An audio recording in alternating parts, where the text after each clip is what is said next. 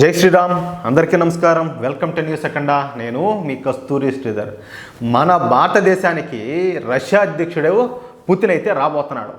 ఊరే గతంలో కూడా చాలాసార్లు వచ్చినాడు కదా, దీంట్లో ఏం కొత్త ఏమన్నది, ఇదేంది నువ్వు అంత విచిత్రంగా చెప్తున్నావు చెప్పి మీరు అనుకోవచ్చు. దీంట్లోనే విషయం ఉండాలి, చాలామందికి తెలియని విషయం దీంట్లో ఒకటి ఉండాలి. దయచేసి ప్రతి ఒక్కరు కూడా ఏమాత్రం ఈ న్యూస్ను మిస్ అవ్వకుండా ఎక్కడ స్కిప్పులు కొట్టకుండా చూడాలని చెప్పేసి మిమ్మల్ని అందరినీ కోరుకుంటున్నాను. నిజానికి ఇది ఇలాంటి వార్త అయితే కాదు. అమెరికన్ డీప్ స్టేట్ బాక్స్లో బద్దలు కొట్టే న్యూస్ అని చెప్పొచ్చు దీన్ని. ఈ ఉక్రెయిన్ రష్యా యుద్ధం మొదలయ్యి 3 సంవత్సరాలు అయింది. అసలు చాలామందికి తెలియని విషయం ఏంటంటే ఉక్రెయిన్ మరియు రష్యా యుద్ధం ఏదో ఈ మధ్యన ఏమని చెప్పి మొదలవల. 2014లోనే ఒకసారి ఈ ఉక్రెయిన్ మరియు రష్యాల మధ్య ఒక చిన్నపాటి యుద్ధం లాంటి యుద్ధం అయితే జరిగింది. అర్థమవుతుందా?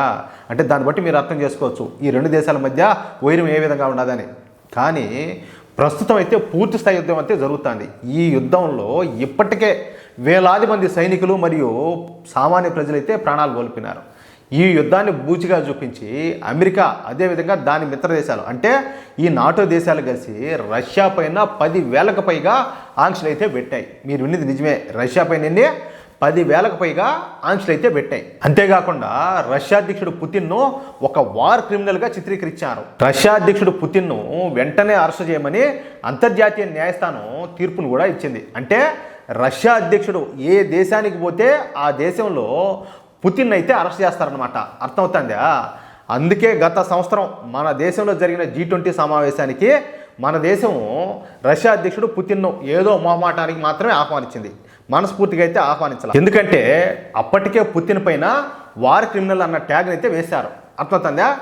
ఒకవేళ రష్యా అధ్యక్షుడు కనుక భారతదేశం వస్తే ఇక రష్యా అధ్యక్షుడు పుతిన్ను అరెస్ట్ చేయమని చెప్పేసి అమెరికా కావచ్చు, దాని మిత్రపక్షాలు, అదేవిధంగా నాటో దేశాలు భారత్ పైన తీవ్ర స్థాయిలో ఒత్తిడి తెచ్చే అవకాశాలు స్పష్టంగా ఉన్నాయి.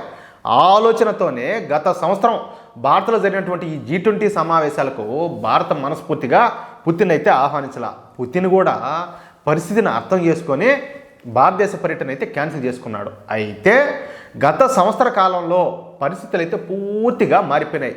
భారత విషయంలో అమెరికా జో బైడెన్ ప్రభుత్వం చాలా ఓవరాక్షన్ చేస్తుంది. మోడీ ప్రభుత్వంలో ముస్లింలకు భద్రత లేదని, ముస్లింలు అభద్రతా భావంలో ఉన్నారని చెప్పేసి, ముస్లింలకు మత స్వేచ్ఛ లేదని అమెరికా దిక్కుమాల స్టేట్మెంట్లు ఇచ్చింది. దీని గురించి గతంలో కూడా నేను చాలాసార్లు చెప్పిన.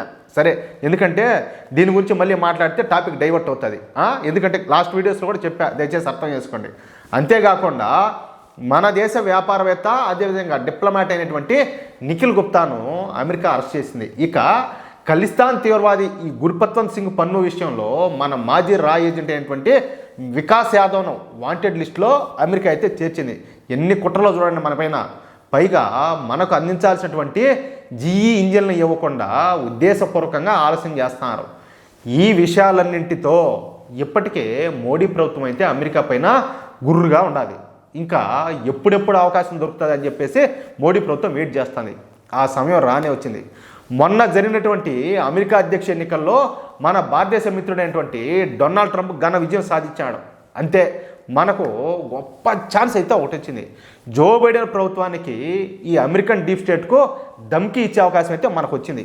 ఇక అమెరికా జో బైడెన్ ప్రభుత్వం రష్యా అధ్యక్షుడు పుతిన్ పైన విధించిన పన్నికమాలిన అరెస్ట్ వారెంట్ లెక్క చేయకుండా మోడీ ప్రభుత్వం భారత్కు పుతిన్ అయితే ఆహ్వానించింది. అర్థమవుతుంది మీకు? ఈ న్యూస్లో అదే గొప్ప. నేను ఇంతకుముందు కూడా చెప్పిన, గతంలో చాలాసార్లు వచ్చాను కదా, ఇప్పుడేం కొత్త అని చెప్పి మీరు అనుకోవచ్చు. కానీ మనకు తెలియని విషయం ఇంత దాగి ఉండాలి.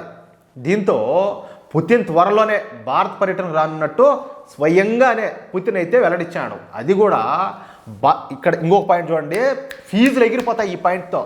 అది కూడా ఎట్ట తెలిసిన, భారత్ చైనాల మధ్య సమన్వయం కుదర్చడానికి భారత పర్యటనకు వస్తున్నానని చెప్పి అమెరికన్ డీప్ స్టేట్కు మతిపోయేలా చేసినాడు పుతిన్. అంటే భారత్ చైనాల మధ్యన ఉన్నటువంటి విభేదాలను పరిష్కరించి భారత్ చైనాలతో కలిసి ఒక మెగా కూటమిని ఏర్పాటు చేయనున్నట్టు తెలుస్తుంది.